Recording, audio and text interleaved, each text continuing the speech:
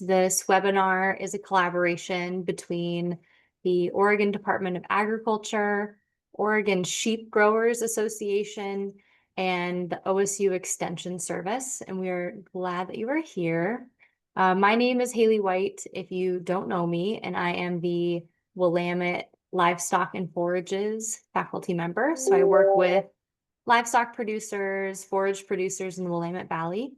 And I'm not sure if we have Nikki on from Oregon Sheep Growers. I don't see her, but we will send some information in our follow-up email, including resources that are mentioned in this webinar. And we'll have a link to the recording as well. So if you'd like to share it or review it, it will be available to you.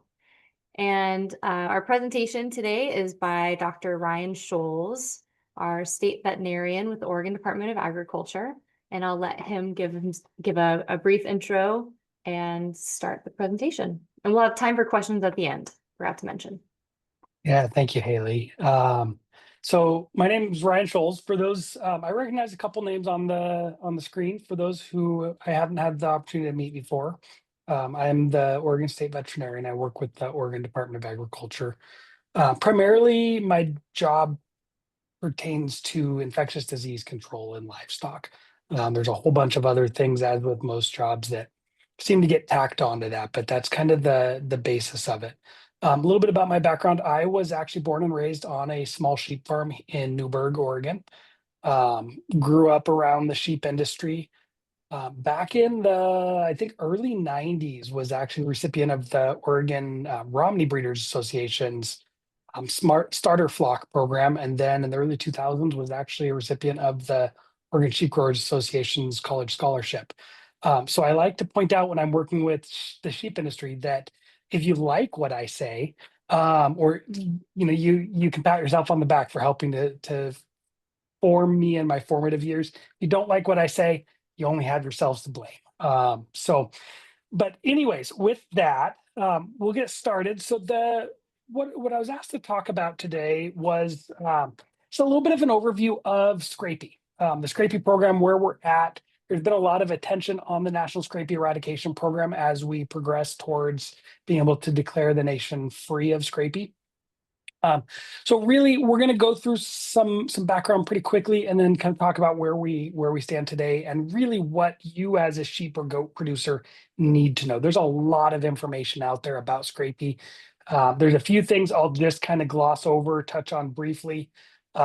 There's a lot of resources out there if you have more interest in any of those topics. But really, we're going to focus on kind of the brass tacks of it and what you really need to know to be able to comply with the requirements and participate in the Scrapie eradication program. So a little bit of background, if you're not familiar with Scrapie as a disease, it is a transmissible spongiform encephalopathy. That's the category of diseases that Scrapie falls into. It's very similar to other TSEs that we have.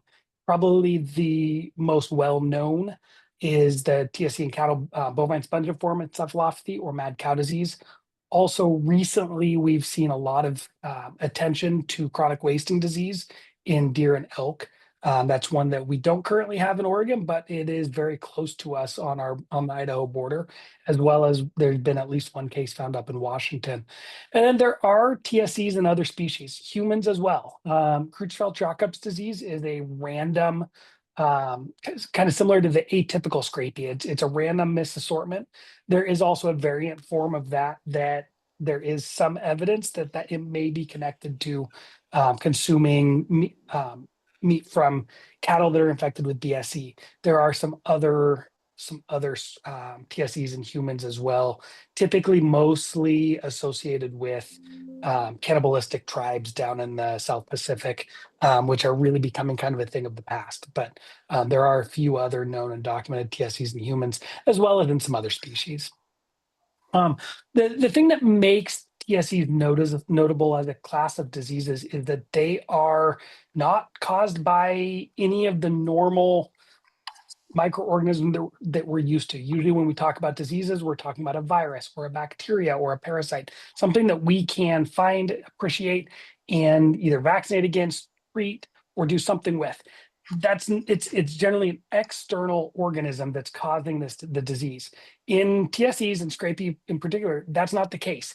The cause is actually a misfolded protein. It's the animal's own protein. It's a misfolded protein in the brain. You can see kind of a little bit of a depiction of what that might look like. But it's where you get this misfolding event, that what is this little red tube here gets misfolded and becomes a big spiral. So if you imagine a whole lot of these proteins stacked together, normally they fit perfectly together.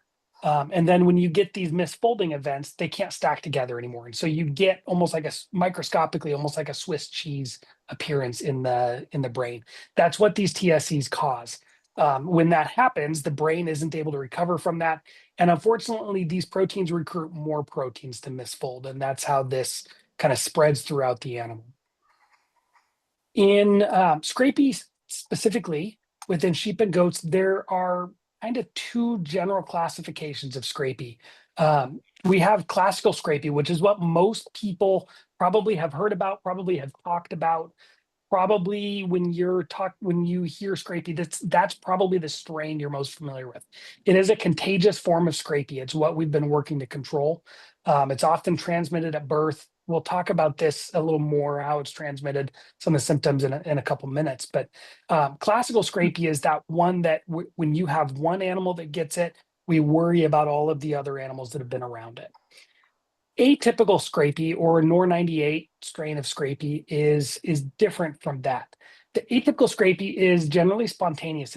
It's largely believed to be non-contagious. When we have a case, it's believed to be that case spontaneously appears in that animal. There's really no transmission risk. And we kind of address it in that animal. We may do a little bit of trace back around for other contacts, make sure that we're not seeing anything else. We really don't do the same kind of large scale response as we do with classical Scrapie.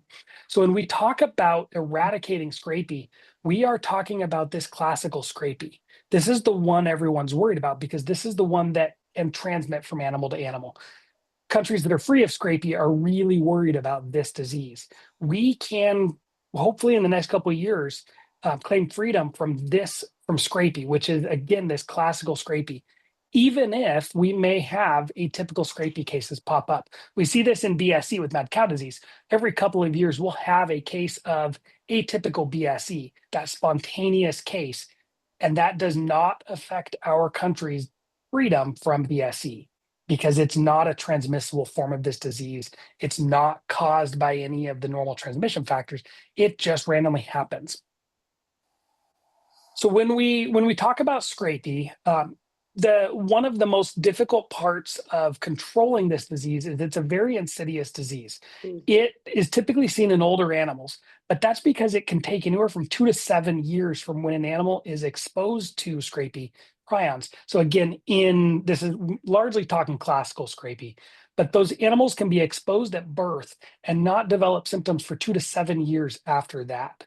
And so it makes it really hard to then, when we're talking about classical Scrapie, to go all the way back to birth and find every animal that's ever been exposed to that positive animal and track them all down. And you can imagine that net gets really, really wide the older that animals get. Our ability to trace an animal all the way back to birth also gets very difficult. Most of the time, the prions are ingested by young animals. It's through birth fluids. So at the time of parturition from an animal that's infected with prions, but not clinical. It can be through urine. It can be through saliva.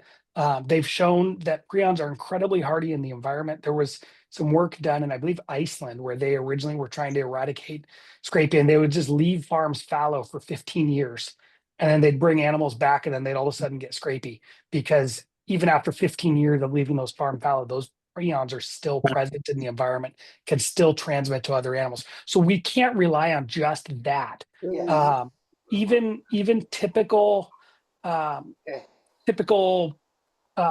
carcass processing, things like cooking the carcass down, rendering it, that doesn't denature these misfolded proteins.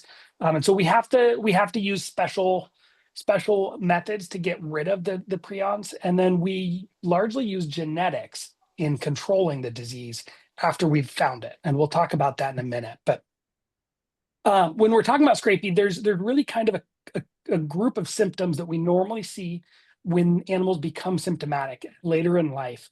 The two kind of classical symptoms are pruritus or itching. The animals, oftentimes you'll see pictures of animals with Scrapie, and they've lost wool. They have areas of bare skin. They've been scraping on fences, on um, posts, on anything they can find. That's typically associated with classical Scrapies. And that's actually where the disease gets its name too, is that the animals like to scrape I will themselves say cat because their rub, skin but is does not fly. so itchy. Um, the in atypical Scrapie, we tend to not see the itching as much. We tend to see more circling. That animal will just walk or spin in circles. The atypical Scrapie affects a different part of the brain, and it affects their ability to walk in a straight line.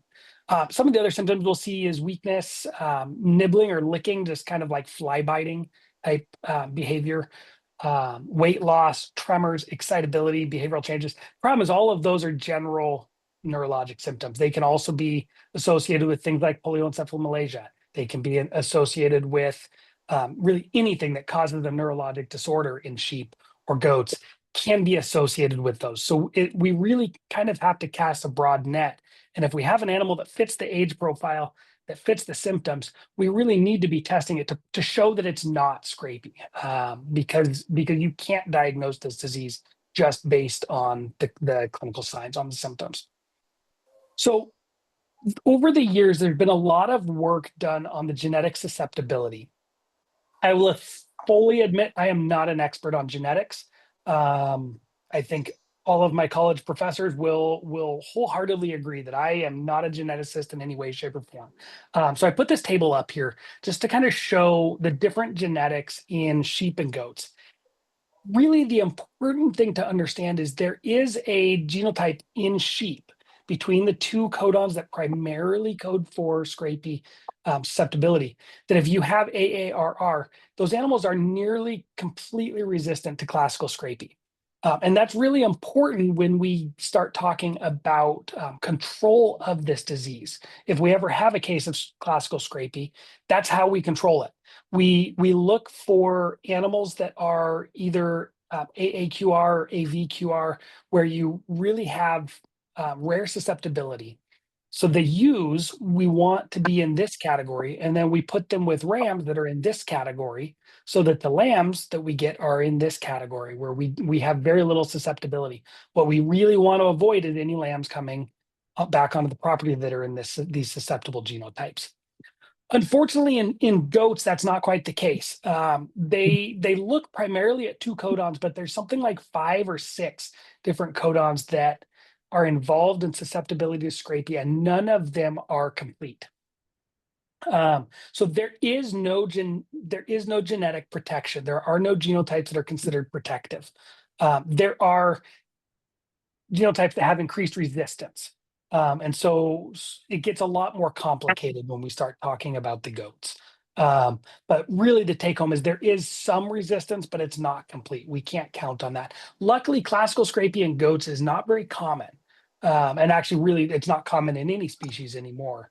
We're down to really just atypical Scrapie cases that we tend to see. And that is largely because of the National Scrapie Eradication Program. So Scrapie has never been a common disease in the US. There's been something like around 1,600 total flocks that have been diagnosed with this disease back as far as we've been tracking it. It's not a super common disease. It's not like brucellosis and tuberculosis used to be in cattle herds.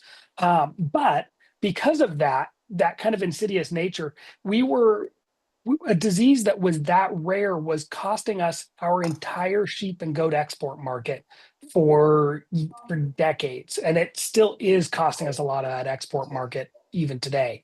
So that's why the USDA, in partnership with the sheep industry, began the National Scrapie Eradication Program back in the early 2000s.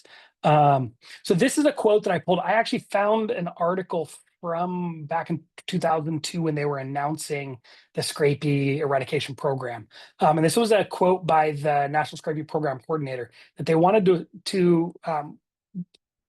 they want Scrapie eliminated by 2010 so we can officially be declared free by 2017. Well, they missed that mark a little bit. They missed it by about a decade, but we are in that process. We are very close to hitting the Declaration of Freedom as a country. We have not had any cases in a number of years. And that's why in 2019, they actually updated the program standards and the regulations behind this program. So it was the first update to this program since it originally began. They streamlined some of the requirements and kind of modernized them a bit. A lot of the requirement changes were really in how we respond to these cases to reflect the fact that we now know that atypical scrapie is a thing, that it's not typically thought of it to be transmissible. And so if we find an atypical scrapie case, we don't have to use the same scorched earth type response that we used to use with classical scrapie.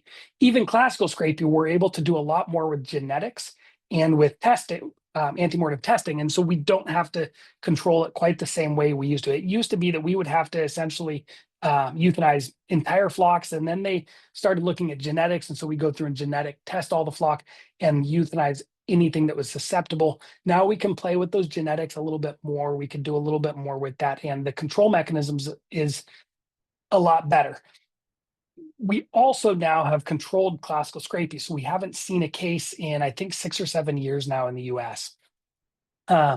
And so we really believe that we have essentially eradicated it. And so now we're really looking at that atypical scrapie, which means we needed to change the response plan even further to be able to reflect the fact that we don't need to treat an entire flock based on a single atypical scrapie case, because we know that that's not transmissible. We know that there's no risk there.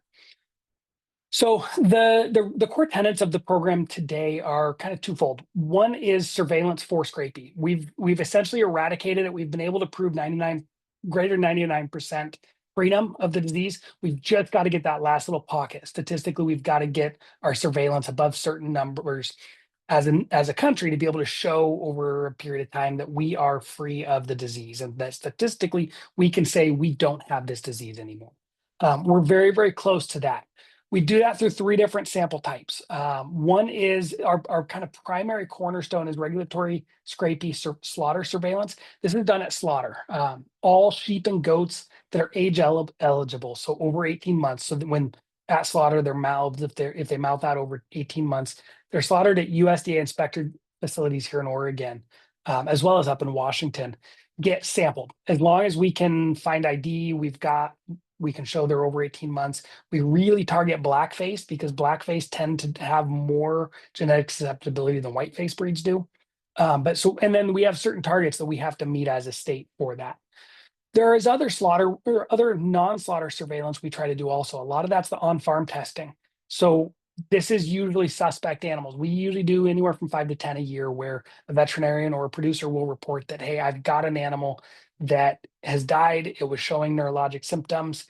We kind of suspect maybe this could have been scrapie, so we'll test that. The third category, which I don't think we have any participating flocks in Oregon anymore, but was the scrapie free flock certification program. It is still out there. It is still available.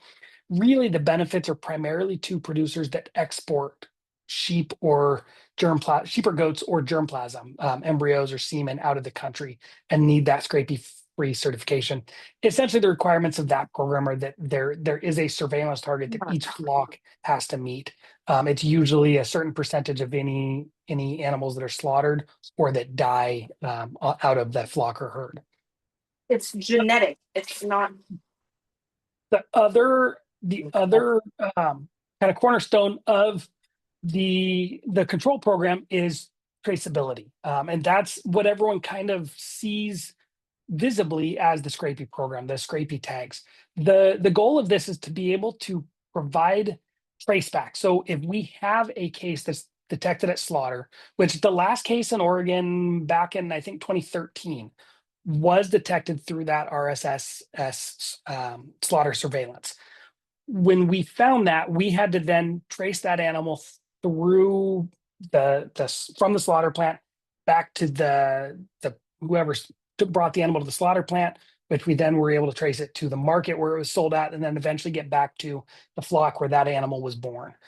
That's what these tags are about. It's to be able to get us back to the flock where that animal was born, it's a lot easier to go from where it was born and trace it forward than it is to go backwards. And so that's the intent of these tags. There are certain classes of sheep and goats that are required by both state and federal law to have these ID. There's a couple different options for how you can identify them, but generally, when you're looking at a Scrapie ear tag, you're going to have both a flock number and an individual animal ID number on those tags. And then there is a record keeping component for producers. Sheep and goat producers are required to keep records for 5 years for certain data points. Essentially, what animal did this tag go into, and when was that animal sold out of your flock, and where was it sold to? So those tags, there's three categories of animals in Oregon that are required to be identified. This is a little bit different than the federal requirements. The federal requirements in 2019 were simplified quite a bit. They used to be a lot more complex, but even still, if you look at the regulations, the categories of sheep and goats that are required by federal regulations to be identified is about 2.5 pages long, and of these animals have to have it, these ones are exempt, these ones have to have it in these circumstances, but not these, and it gets really complicated. It really only exempts very, very small categories of animals, which we don't see a lot of in Oregon. So in Oregon, we, a number of years ago, adopted our own state regulations. So any animals that are produced in Oregon at the time that they leave the flock or herd of origin in Oregon have to follow these regulations. And we try to keep them really straightforward. In our regulations, that rule is 2 sentences long. Sheep and goats are required to be identified prior to leaving or at the time of leaving the farm of birth if they are intact and not confined to slaughter channels. So that is being confined to a slaughter channel is normal movements that would prevent diversion. So going from the flock of origin to a pasture where that whole group is then going to go to slaughter, or going from the flock of origin to a feedlot to slaughter. Selling to an exhibitor who is then going to show that animal as a market animal is not considered slaughter channels, even if it's not intact. The exhibition piece comes in later. But then, so beyond that, even within slaughter channels, any animal that's over 18 months of age, any sheep or goat that's over 18 months of age has to be identified in slaughter channels when they're over 18 months. And then any animals that are going to exhibition have to be identified, regardless of whether they're intact or castrated. Sheep and goats have to be identified at exhibition. So Scrapie tags, most of you are probably pretty familiar with these. There's lots of different variations of these. But at the end of the day, there's 3 things that these tags have to be considered official Scrapie tags. One is the flock number. It would be this number here. They have to have an individual animal identification number. And then they have to have this little US shield right here. And then they have to say unlawful to remove as part of that US shield. If you have those 3 things, it is an official Scrapie tag. That's all you need. You can buy that Scrapie tag from any tag producer you wish to buy them from. You can buy any style, almost any color. There's a few colors that are reserved. You can put anything else you want to on them. You can put farm information. You can choose whatever individual animal numbers you want. That's all customizable. The only thing is you have to have those 3 things. There's lots of different styles that are coming out. So if you've used one, you're not a fan of it, there's always other ones to try. The kind of newer option we're seeing a lot more of, especially within the show world, is RFID tags. These generally are going to follow very similar regulations as the Scrapie tags. There's a little bit of a distinction there, though.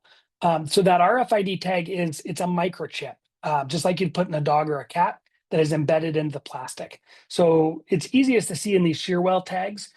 This thicker part here has a little glass microchip in it, just like you'd put into the neck of your cat or your dog. That's all this is. It's a plastic tag with that little glass microchip. Usually they remove the glass. It's just the wires that are part of that goes into the tag. A lot of times these button tags will have one section of the tag that's a little thicker than the rest. Again, that's where that microchip lives.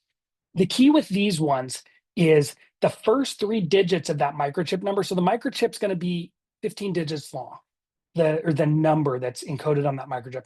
First 3 digits has to be 840.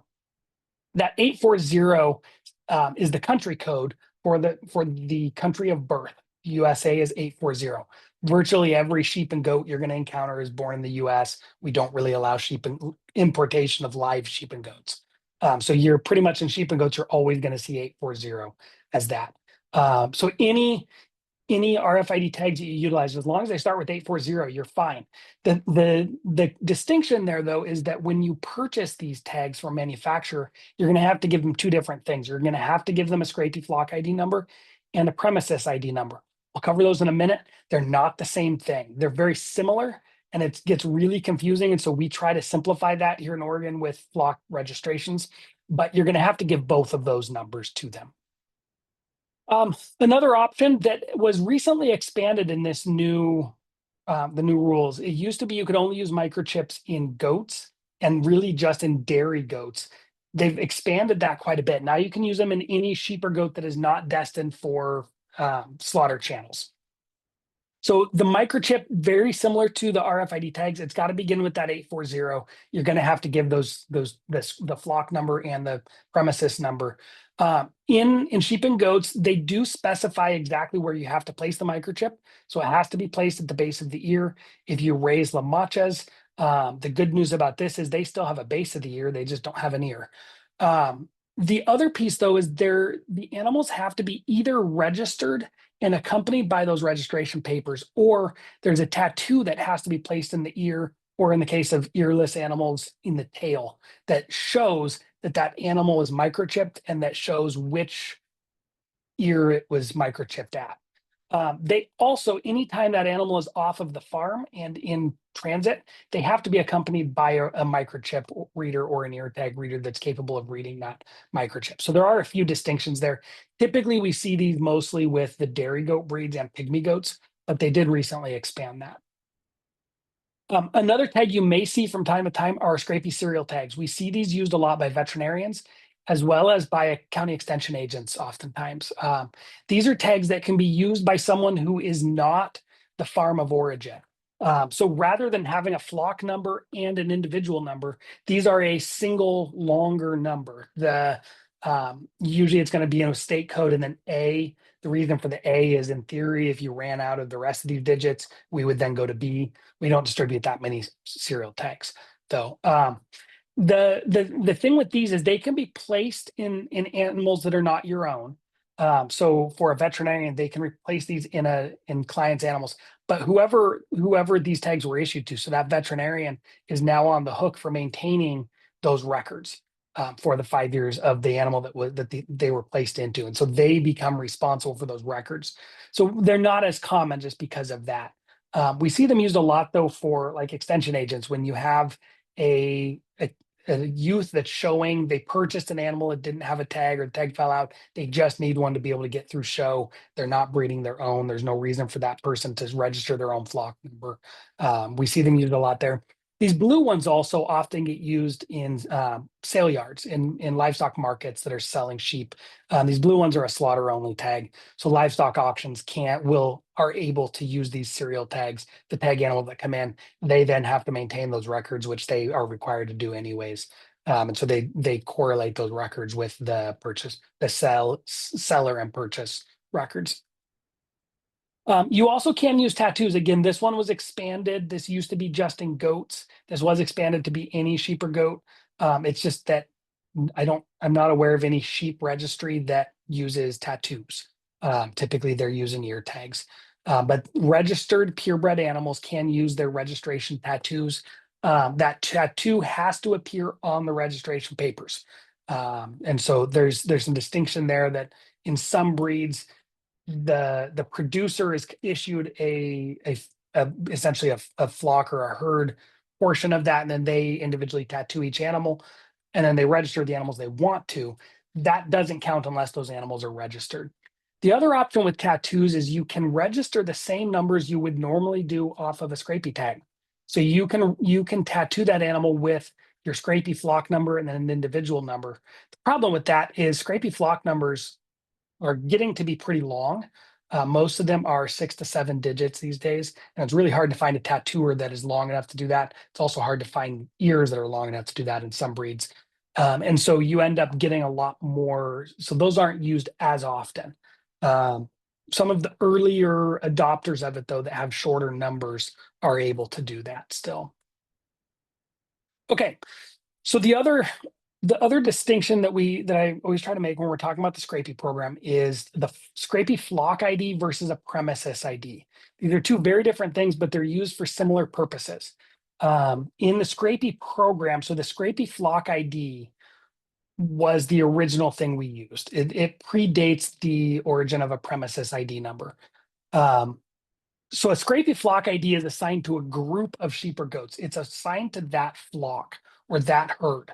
That number, it typically begins with the state postal code, so OR, and that number moves with the flock as long as the flock stays within the state. So if you move from your current location to a new farm, that flock number remains the same even though you've moved. So this example, this is actually was my Scrapie flock number from back in high school when they first started the program. So the other number that often gets used is the premises ID number. This is part of the National Animal Disease Traceability Program. It's used a lot more in other species of livestock. This number came later. It came around like 2005, 2007 is when they started issuing these premises ID numbers. Problem is you cannot get a microchip or an RFID tag that is acceptable as official ID without providing this premises ID number. The premises ID number it's similar purpose, but it's a little bit different in that it's associated with a geographic location. It's permanently associated with that geographic location. It's typically going to be 7 letters or numbers, and that premises ID number remains with that location. So if you have multiple pastures that you graze on, technically each of those pastures would have their own premises ID number. If you move even just down the street, you would obtain a new premises ID number. In theory, these two numbers are supposed to be linked in the National Scrapie database. So your flock ID should also show any premises that you do that. The problem with that is in most states and historically in Oregon, USDA registers a flock number. The state registers a premises ID number. And so it required having to get 2 different numbers from 2 different agencies. Neither one are often easy to navigate. And then you have to provide the one to the other and make sure you do it in the right order.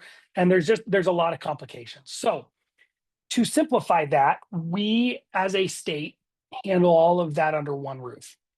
We have one single application. If you don't have a Scrapie flock number, don't have Scrapie tags, if you go to our website that's listed here, there is one application that will ask about your information about your flock and then information about any locations where you operate.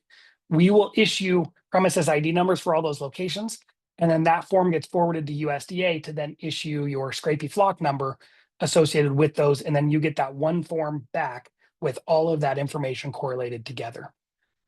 If you are new to the Scrapie program, they will provide free Scrapie tags as long as the funding is still there.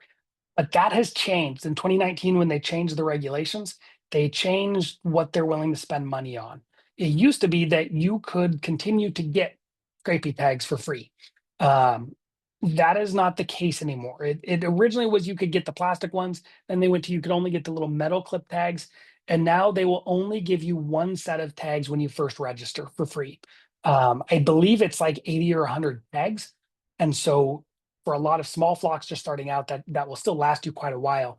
After that, though, it's your responsibility to order tags with the Scrapie numbers on them for use in your flock.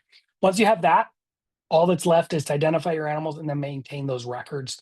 And there is a handout in the materials that Haley has that'll get sent out on what's required in those records. We don't try to do any handouts on that. That's a USDA thing. They're fairly straightforward, but it gets complicated because there's so many different movements that potentially happen with sheep or goats that need to be recorded. Just very, very minor differences in how they're recorded. But generally, when you tag the animal, you have to record the date that it was tagged, the age of that animal, and if it was born on your flock or born somewhere else. And then when that animal leaves your flock, you're supposed to record that and where it went. And that's kind of the general gist of the records that are required. So with that, I am happy to answer any questions. I know we're a little over the original half an hour we had expected, but I'm happy to stay on, answer questions if there are any. You're welcome to email us or check out our website as well. And we'll be sending out a set of the slides and the handouts after the meeting as well. Yeah, feel free to unmute if you're comfortable asking your question aloud, or you can also enter it in the chat and I can read it out loud. If you have any.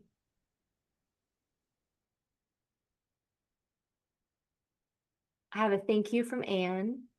Thank you, Anne.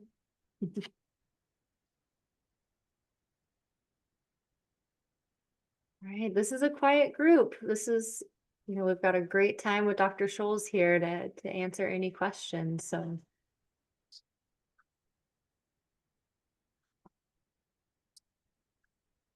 Great. Well, you must have just done a very thorough job. Okay, well, I want to, if there's any other questions that come in the chat, we can stop and ask them. But again, thank you all for coming, and a big thank you for Dr. Scholz for presenting on Scrapie for us. We really appreciate it, hearing from our expert. And as Dr. Scholz said, I will send a follow-up email. It will have a link to the recording so you can watch it again. It will have the email listed on this slide, some follow-up resources, and some information for those who are interested in joining the Oregon Sheep Growers Association.